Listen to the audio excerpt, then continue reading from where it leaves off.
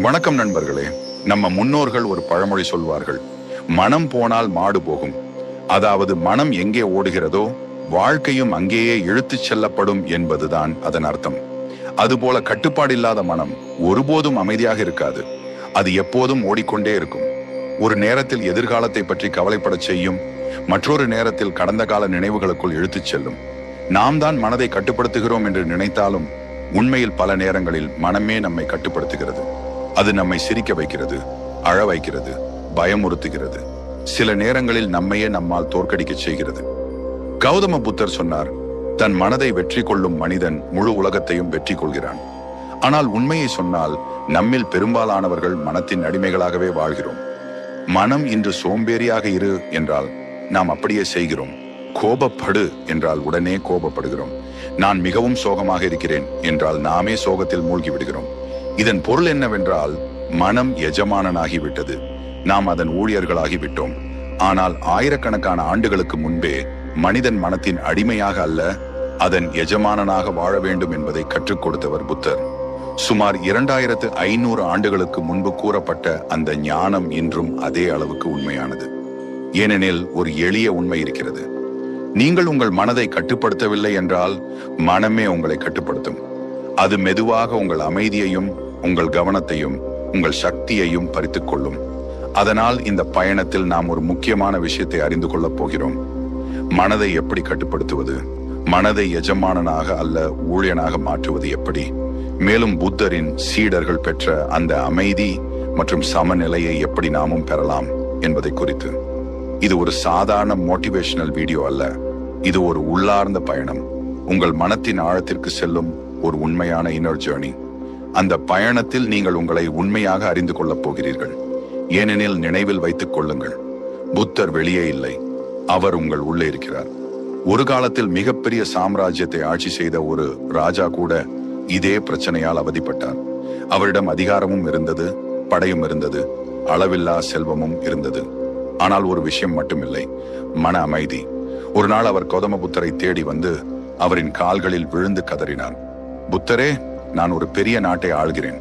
ஆனால் என் சொந்த மனதை மட்டும் என்னால் ஆள முடியவில்லை. சிறிய விஷயங்களுக்கு கூட நான் அதிகமாக கவலைப்படுகிறேன்.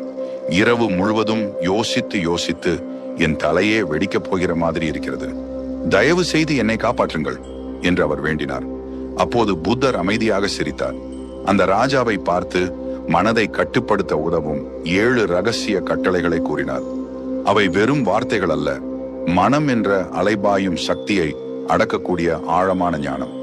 அந்த 7 ரகசியங்களையும் நீங்கள் உண்மையாக புரிந்து கொண்டு பின்பற்றினால், இப்போது மதம் பிடித்த யானையைப் போல ஓடிக்கொண்டிருக்கும் உங்கள் மனம் கூட உங்கள் காலடியில் ஒரு நாய்க்குட்டி போல அமைதியாக படுத்துக் கொள்ளும்.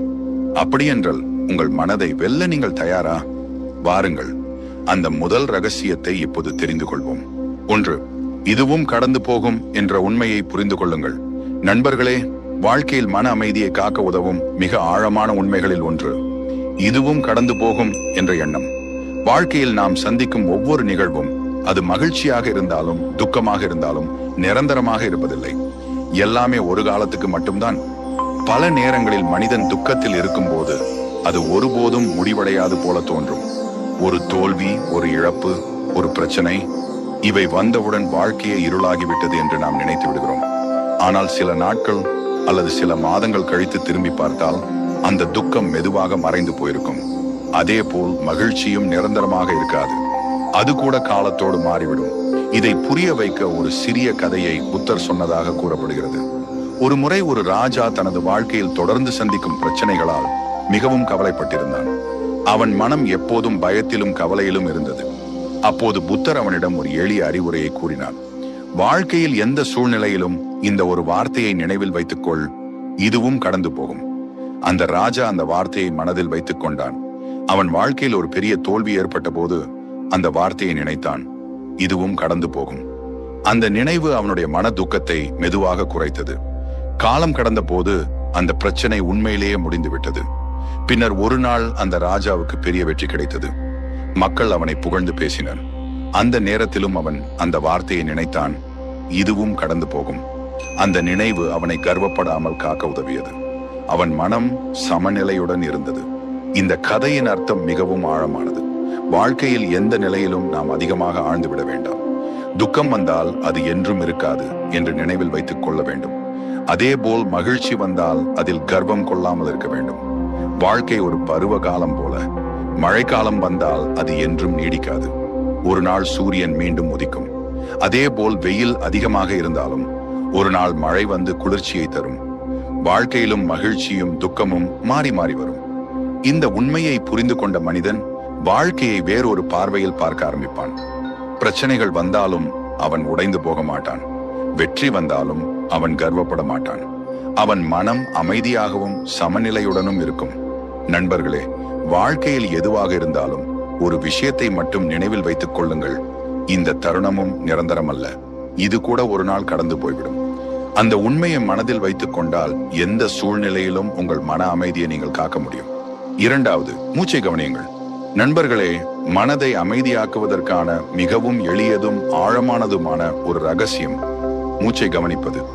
மனிதன் பிறக்கும் தருணத்திலிருந்து இறக்கும் தருணம் வரை தொடர்ந்து நடக்கும் ஒரு செயல்தான் மூச்சு. ஆனால் ஆச்சரியமான விஷயம் என்னவென்றால், தினமும் ஆயிரக்கணக்கான முறை நாம் இந்த மூச்சை இழுத்து விடுகிறோம். ஆனாலும் அதை உணர்ந்து கவனிப்பது மிகவும் அரிது. அதனால்தான் மனம் எப்போதும் அமைதி இல்லாமல் ஓடிக்கொண்டே இருக்கும். மனத்தின் இயல்பு என்னவென்றால், அது ஒருபோதும் ஒரே இடத்தில் நிலையாக இருக்காது. ஒரு கணத்தில் அது கடந்த காலத்தை நினைத்து வருத்தப்பட செய்யும். அப்போது நான் அப்படி செய்யக்கூடாது, அந்த விஷயம் ஏன் நடந்தது என்ற பழைய நினைவுகளை மீண்டும் மீண்டும் நினைத்து மனதை துன்பப்படுத்தும். அடுத்த கணத்தில் அது எதிர்காலத்தை நினைத்து பயத்தை உருவாக்கும். நாளை என்ன ஆகும், நான் வெற்றி பெறுவேனா, வாழ்க்கை எப்படி இருக்கும் என்று எண்ணங்களை உருவாக்கும். இப்படி கடந்த காலமும் எதிர்காலமும் இடையே ஓடிக்கொண்டே இருக்கும் மனம் ஒருபோதும் அமைதியை அனுபவிக்க முடியாது. ஆனால் ஒரு உண்மை இருக்கிறது, மூச்சு மட்டும் எப்பொழுதும் நிகழ்காலத்தில் தான் இருக்கும். நீங்கள் இப்போது எடுக்கும் இந்த மூச்சு இந்த நிமிடத்திற்கே சொந்தமானது.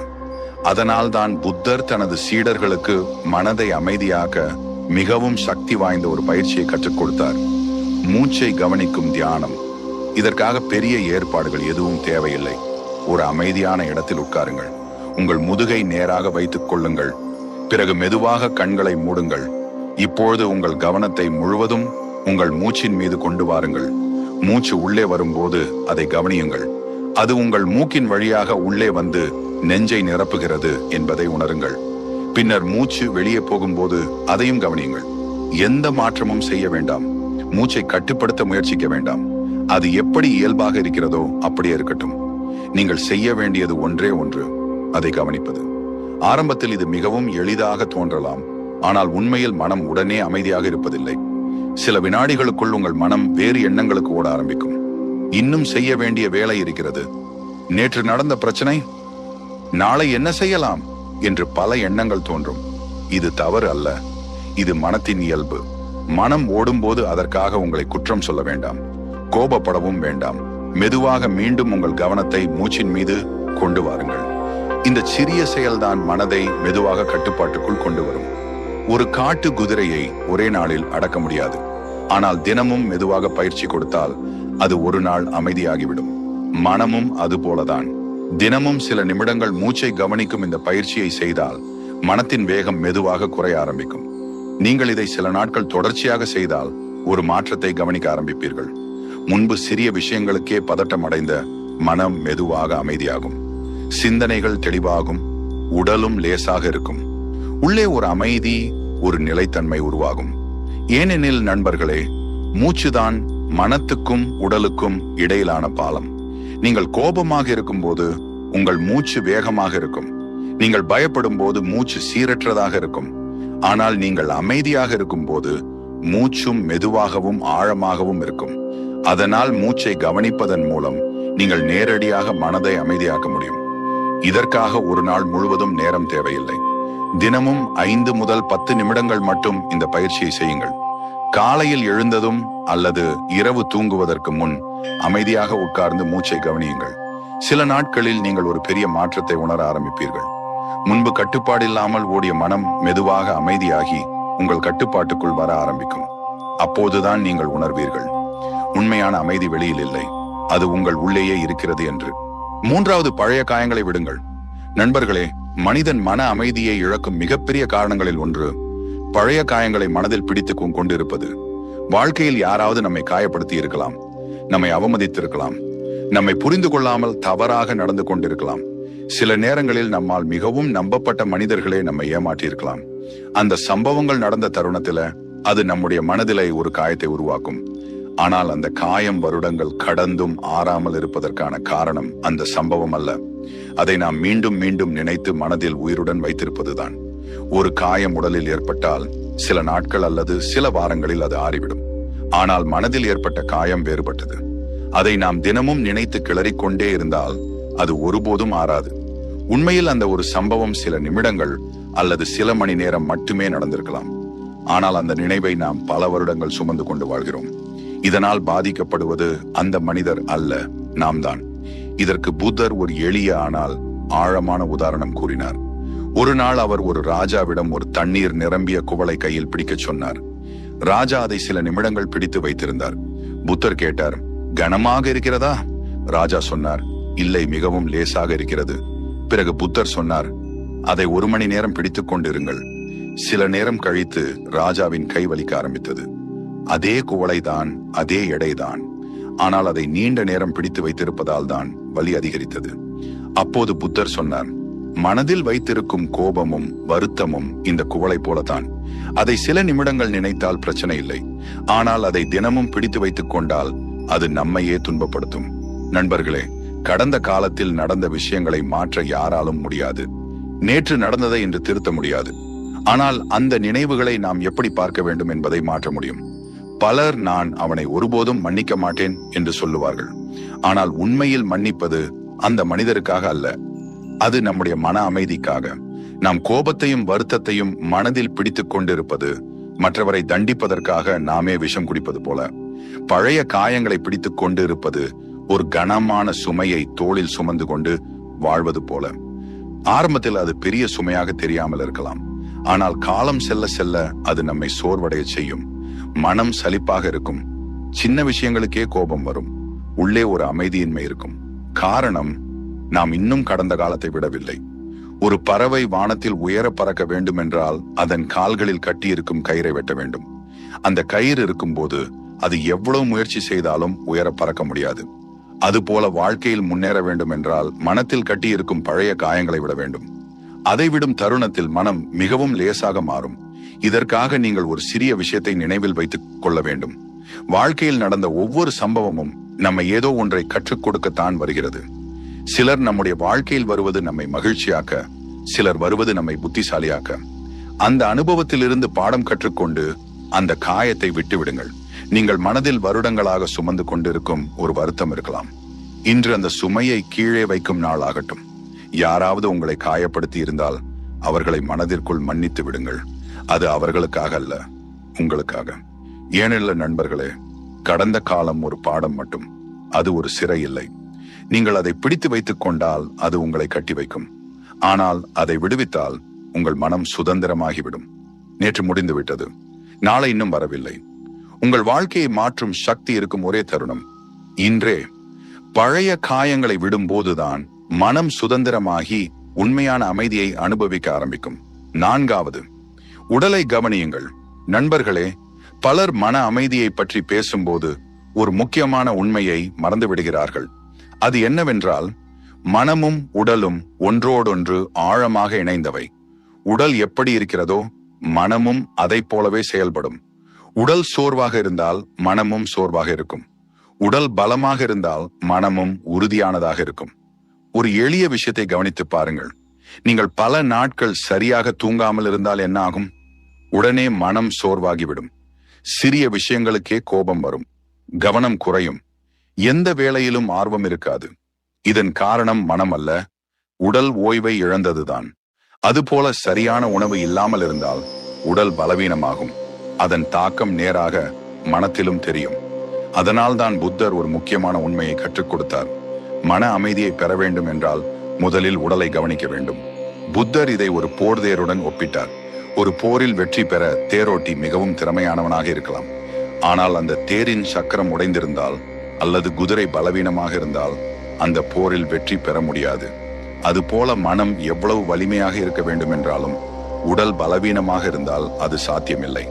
அதனால் வாழ்க்கையில் சில எளிய விஷயங்களை நாம் கவனிக்க வேண்டும். சரியான தூக்கம் மிகவும் முக்கியம். தினமும் போதுமான நேரம் தூங்காமல் இருந்தால் மனம் தெளிவாக செயல்படாது. இரவில் உடல் ஓய்வெடுக்கும் போதுதான் மூளையும் தன்னை சீரமைத்துக் கொள்கிறது. நல்ல தூக்கம் கிடைத்தால் காலையில் மனமும் புத்துணர்ச்சியுடன் இருக்கும். அதேபோல் சரியான உணவு உடலுக்கும் மனத்துக்கும் சக்தியை தரும்.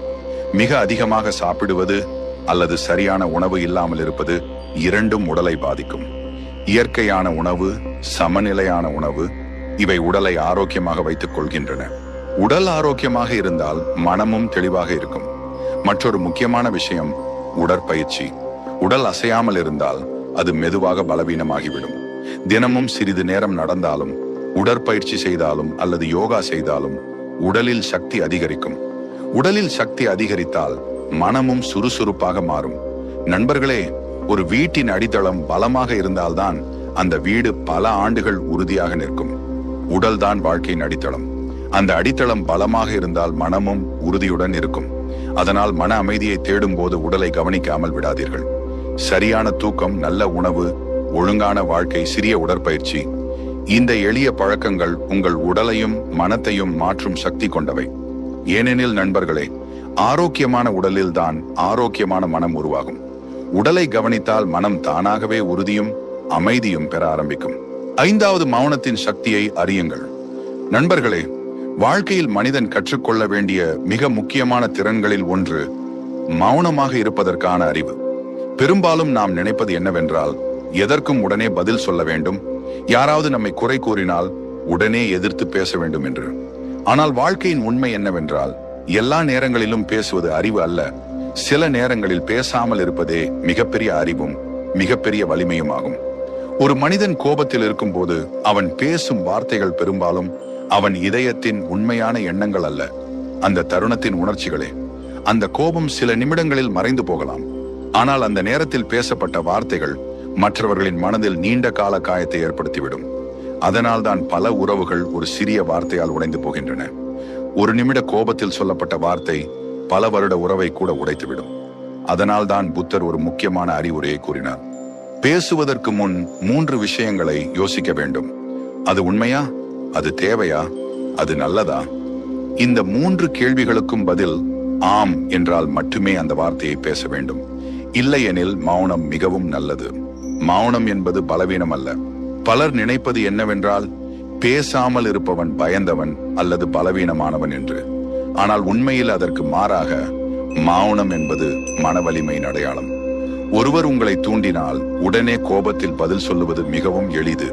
ஆனால் அந்த கோபத்தை கட்டுப்படுத்தி அமைதியாக இருப்பதுதான் உண்மையான சக்தி. அது உங்கள் மனத்தின் கட்டுப்பாட்டை காட்டுகிறது. நம்முடைய முன்னோர்கள் ஒரு அழகான ஒப்புமையை சொல்வார்கள். அதிகம் பேசும் கிளிக்கூண்டில் இருக்கும், அமைதியாக இருக்கும் கழுகு வானத்தில் உயர பறக்கும். அதன் அர்த்தம் என்னவென்றால், அதிகமாக பேசுபவன் பல பிரச்சனைகளில் சிக்கிக் கொள்வான். ஆனால் அமைதியாக இருக்கும் மனிதன் உயர்ந்த சிந்தனையுடன் வாழ முடியும். மௌனத்திற்கு இன்னொரு பெரிய சக்தி இருக்கிறது. நாம் தொடர்ந்து பேசிக்கொண்டே இருந்தால் அல்லது சத்தம் நிறைந்த சூழலில் இருந்தால் மனம் ஒருபோதும் அமைதியாக இருக்காது. ஆனால் சில நேரங்களில் நாம் அமைதியாக இருந்தால் மனம் மெதுவாக தெளிவாக ஆரம்பிக்கும். அந்த அமைதியில் தான் நம்முடைய உண்மையான எண்ணங்களையும் உணர்ச்சிகளையும் புரிந்து கொள்ள முடியும். புத்தர் தனது சீடர்களுக்கு அடிக்கடி ஒரு விஷயத்தை கற்றுக்கொண்டு கொடுத்தார். சில நேரங்களில் மௌனம் ஒரு பதில் மட்டுமல்ல, அது ஒரு தியானம். அமைதியாக இருப்பது மனதுக்குள் ஒரு ஆழமான அமைதியை உருவாக்கும். அந்த அமைதியில் தான் மனிதன் தனது உண்மையான வலிமையை கண்டுபிடிக்கிறான். நண்பர்களே, வாழ்க்கையில் எல்லா போரையும் வார்த்தைகளால் ஜெயிக்க முடியாது. சில சமயம் அமைதியே மிகப்பெரிய பதிலாக இருக்கும். யாராவது உங்களை அவமதித்தால், தூண்டினால் அல்லது குறை கூறினால் உடனே பதில் சொல்ல வேண்டிய அவசியமில்லை. அந்த தருணத்தில் அமைதியாக இருங்கள். காலம் பல நேரங்களில் உங்களுக்காக பதில் சொல்லிவிடும். ஏனெனில் உண்மையில் அதிகமாக பேசுபவன் புத்திசாலி அல்ல. சரியான நேரத்தில் சரியான வார்த்தைகளை மட்டும் பேசுபவன் தான் உண்மையான புத்திசாலி. மௌனத்தின் சக்தியை புரிந்து கொண்ட மனிதன் வாழ்க்கையில் தேவையற்ற பிரச்சனைகளில் சிக்காமல் அமைதியாகவும் அறிவுடன் வாழ முடியும். 6வது, ஒப்பீட்டை நிறுத்துங்கள். நண்பர்களே, மனிதன் மன அமைதியை இழக்கும் மறைமுகமான ஆனால் மிகவும் சக்தி வாய்ந்த காரணங்களில் ஒன்று மற்றவர்களுடன் தன்னை ஒப்பிட்டு வாழ்வது. இன்றைய உலகத்தில் இது மிகவும் பொதுவான பழக்கமாகிவிட்டது. யாராவது நம்மை விட அதிகம் சம்பாதிக்கிறார்கள் என்றால் நாம் நம்மை குறைவாக உணர்கிறோம். யாராவது பெரிய வீடு வாங்கினால் நம்முடைய வாழ்க்கை சிறியதாக தோன்றுகிறது. யாராவது வெற்றி பெற்றால் நம்முடைய முயற்சிகள் எல்லாம் வீணாகிவிட்டது போல் தோன்றுகிறது. ஆனால் உண்மை என்னவென்றால், ஒப்பீடு மனிதனை ஒருபோதும் திருப்தியாக வாழவிடாது. நீங்கள் எப்பொழுதும் யாரையாவது உங்களை விட முன்னே இருப்பவரை கண்டுபிடித்து விடலாம். அதனால் தான் ஒப்பீடு ஒரு முடிவில்லாத ஓட்டமாக மாறிவிடுகிறது. அந்த ஓட்டத்தில் மனிதன் எவ்வளவு ஓடினாலும் அவனுக்கு அமைதி கிடைக்காது. ஒரு எளிய உதாரணத்தை நினைத்து பாருங்கள். ஒரு ஓட்ட போட்டியில் ஓடுகிற வீரன் தனது பாதையை பார்த்து ஓடாமல் பக்கத்தில் ஓடுகிறவரை மட்டும் பார்த்து கொண்டே ஓடினால் என்ன ஆகும்? அவன் தனது வேகத்தையும் திசையையும் இழந்து விடுவான். அதுபோல வாழ்க்கையிலும் மற்றவர்களை தொடர்ந்து பார்த்து கொண்டே இருந்தால் நம்முடைய பாதையை நாம் மறந்து விடுகிறோம். புத்தர் இதை பற்றி ஒரு ஆழமான உண்மையை கற்றுக் கொடுத்தார். அவர் சொன்னார், ஒவ்வொரு மனிதனுக்கும் வாழ்க்கையில் தனித்தனி பாதை இருக்கிறது. ஒரு மரம் ஒரு மாதத்தில் பெரியதாக வளராது. ஆனால் ஒரு புல் சில நாட்களில் வளர்ந்துவிடும். அதனால் புல் மரத்தை பார்த்து பொறாமை கொள்ளாது. மரமும் புல்லை பார்த்து தன்னை குறைவாக நினைக்காது. இரண்டும் தங்களுடைய இயல்பான வேகத்தில் வளர்கின்றன. அதே போல மனிதர்களின் வாழ்க்கையும் வேறுபட்டது. ஒருவருக்கு வெற்றி சீக்கிரம் கிடைக்கலாம், மற்றொருவருக்கு அது சிறிது நேரம் எடுத்துக் கொள்ளலாம். ஆனால் அதனால் ஒருவரின் மதிப்பு குறையாது. ஒவ்வொருவருக்கும் வாழ்க்கையில் ஒரு தனிப்பட்ட பயணம் இருக்கிறது.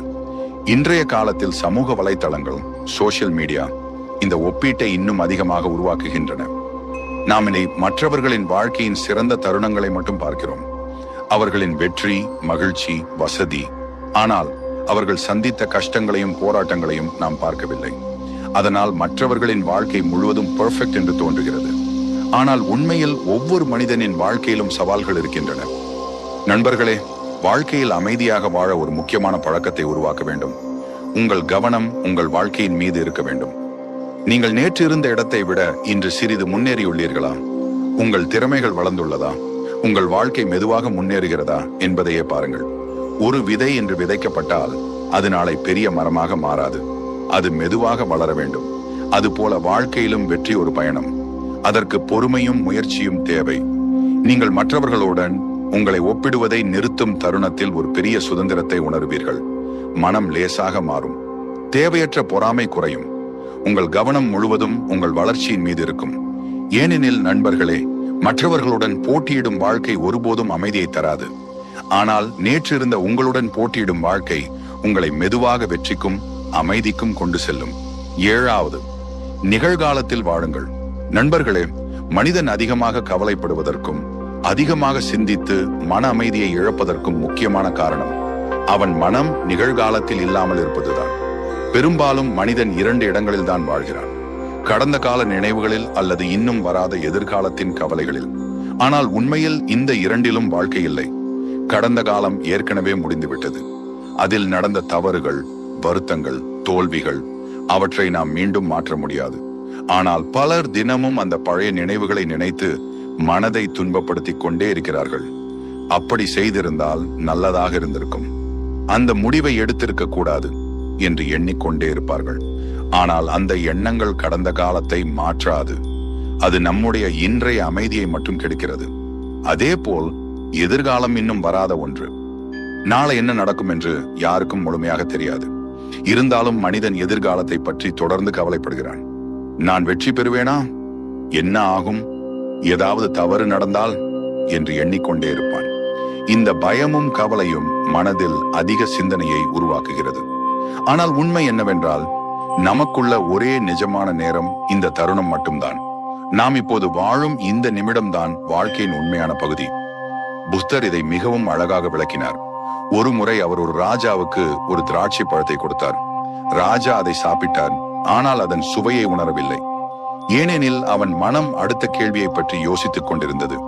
அதை கவனித்த புத்தர் சொன்னார், நீ திராட்சையை சாப்பிடவில்லை, உன் எண்ணங்களை சாப்பிட்டாய். இதன் அர்த்தம் என்னவென்றால், நாம் பல நேரங்களில் செய்யும் செயல்களில் முழுமையாக இருப்பதில்லை. நாம் சாப்பிடும் போது கூட மனம் வேறு எங்கோ இருக்கும். நாம் வேலை செய்யும் போது மனம் கடந்த காலத்தை நினைக்கும். நண்பர்களுடன் பேசும்போது கூட மனம் எதிர்காலத்தை பற்றி கவலைப்படும். அதனால் தான் புத்தர் மனிதர்களுக்கு நிகழ்காலத்தில் வாழும் கலையை கற்றுக் கொடுத்தார். நாம் செய்யும் எந்த வேலையாக இருந்தாலும் அதில் முழு கவனத்தையும் செலுத்த வேண்டும். நீங்கள் சாப்பிடும் போது உணவின் சுவையை உணருங்கள். நீங்கள் நடக்கும் பொழுது உங்கள் நடைபாதையை கவனியுங்கள். நீங்கள் வேலை செய்யும் பொழுது அந்த வேலையில் முழுமையாக மூழ்கிவிடுங்கள். இப்படி வாழ ஆரம்பித்தால் மனம் மெதுவாக அமைதியாக ஆரம்பிக்கும். ஏனெனில் ஓவர் திங்கிங் பெரும்பாலும் கடந்த காலத்தையும் எதிர்காலத்தையும் பற்றி தான் உருவாகிறது. ஆனால் கவனம் முழுவதும் நிகழ்காலத்தில் இருந்தால் அந்த தேவையற்ற சிந்தனைகள் குறைந்துவிடும். ஒரு நதி தொடர்ந்து ஓடிக்கொண்டே இருக்கும். அது கடந்த காலத்தை பற்றி வருந்தாது, எதிர்காலத்தை பற்றி கவலைப்படாது. அது அந்த தருணத்தில் ஓடிக்கொண்டே இருக்கும். அதுபோல மனிதன் வாழ்க்கையின் ஒவ்வொரு தருணத்தையும் முழுமையாக அனுபவித்து வாழ கற்றுக்கொண்டால் மனம் மிகவும் அமைதியாகிவிடும். நண்பர்களே, வாழ்க்கை ஒரு நாள் அல்லது ஒரு வருடம் அல்ல. இந்த நிமிடங்களின் கூட்டுத்தொகைதான் வாழ்க்கை. இந்த நிமிடத்தை முழுமையாக வாழ்ந்தால் வாழ்க்கை தானாகவே அழகாக மாறும். அதனால் கடந்த காலத்தின் சுமையையும் எதிர்காலத்தின் பயத்தையும் விட்டுவிட்டு இந்த தருணத்தை முழுமையாக வாழ ஆரம்பியுங்கள். அப்பொழுது மன அமைதி தானாகவே உங்கள் வாழ்க்கையில் வந்து சேரும். நண்பர்களே, இந்த 7 ரகசியங்களையும் நீங்கள் உங்கள் வாழ்க்கையில் மெதுவாக நடைமுறைப்படுத்த ஆரம்பித்தால் ஒரு பெரிய மாற்றத்தை நீங்கள் உணர ஆரம்பிப்பீர்கள். இப்பொழுது ஓயாமல் ஓடிக்கொண்டிருக்கும் உங்கள் மனம் மெதுவாக அமைதியாக ஆரம்பிக்கும். தேவையில்லாத எண்ணங்கள் குறையும், கவலைகள் குறையும். மனதில் இருந்த குழப்பம் மெதுவாக தெளிவாக மாறும். நம்மில் பலர் தினமும் மனம் சொல்வதை கேட்டு வாழ்கிறோம். மனம் சொன்னால் கவலைப்படுகிறோம், மனம் சொன்னால் கோபப்படுகிறோம், மனம் சொன்னால் சோகமாகி விடுகிறோம். ஆனால் இந்த 7 ரகசியங்களை தொடர்ந்து பயிற்சி செய்தால் ஒரு நாள் நீங்கள் உணருவீர்கள், மனம் உங்களை கட்டுப்படுத்தவில்லை, நீங்கள் தான் உங்கள் மனதை கட்டுப்படுத்துகிறீர்கள் என்று. மனம் ஒரு நல்ல எஜமானன் அல்ல, ஆனால் அது ஒரு சிறந்த ஊழியன். அதை சரியாக வழிநடத்தினால் அது உங்கள் வாழ்க்கையை முன்னேற்றும். இல்லையெனில் அது உங்களை சோர்வடைய செய்துவிடும். அதனால்தான் புத்தர் மனிதர்களுக்கு முதலில் கற்றுக் கொடுத்தது உள்ளேயுள்ள மனதை வெல்லும் கலை. இந்த ரகசியங்களை ஒரே நாளில் முழுமையாக செய்ய வேண்டிய அவசியமில்லை. இன்று ஒரு சிறிய பழக்கத்திலிருந்து ஆரம்பியுங்கள். உங்கள் எண்ணங்களை கவனியுங்கள். சில நிமிடங்கள் மூச்சை கவனியுங்கள். தேவையில்லாத ஒப்பீடுகளை நிறுத்துங்கள். உங்கள் உடலையும் மனதையும் கவனியுங்கள். மெதுவாக இந்த பழக்கங்கள் உங்கள் வாழ்க்கையின் ஒரு பகுதியாக மாறும். ஒரு நாள் நீங்கள் திரும்பி பார்த்தால் புரியும், முன்பு உங்களை குழப்பிய விஷயங்கள் இப்போது உங்களை பாதிக்கவே இல்லை என்று. முன்பு அதிகமாக சிந்தித்த விஷயங்கள் இப்போது முக்கியமல்ல என்று. அந்த தருணத்தில் நீங்கள் உணர்வீர்கள், உங்கள் வாழ்க்கையின் உண்மையான அமைதி உங்கள் உள்ளேதான் இருந்தது என்று.